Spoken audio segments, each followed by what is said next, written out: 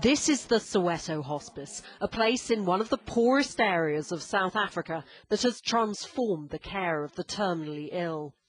Instead of being left to die in overcrowded hospital wards, the babies and children here, most of them HIV positive, have their parents with them, and they get the best treatment American money can buy. Children actually get a second wind. Children that were coming here for terminal care may spend maybe 2 weeks or a month with us, but then go home and have an extra 6 months before they come back. It's not that we can take away what they have, but we can give them the quality of life that they deserve. On the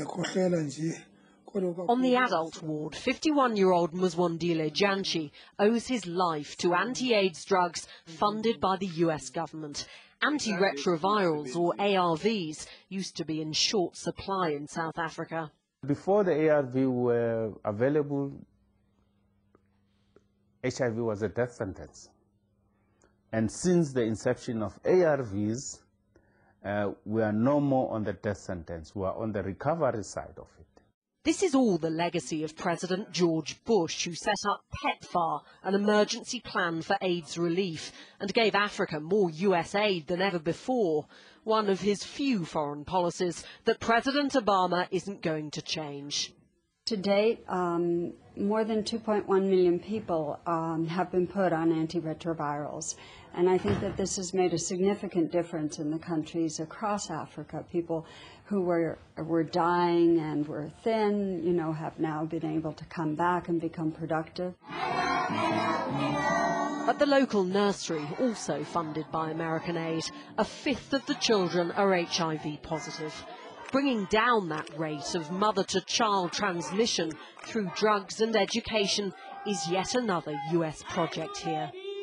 The right kind of aid can change lives and even save lives in Africa. But President Obama has the power to do so much more here than just hand out American cash. The colour of his skin means he can criticise African leaders without being accused of racism or neo-colonialism.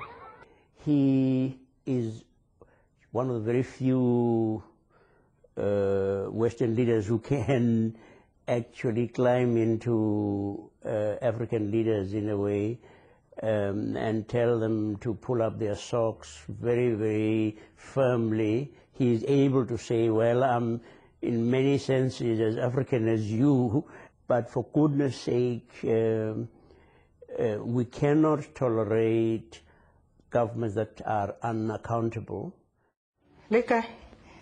American aid is helping to relieve some of the symptoms of bad governance in Africa, paying for nurses to treat AIDS patients in the community and funding the drugs that might make them well.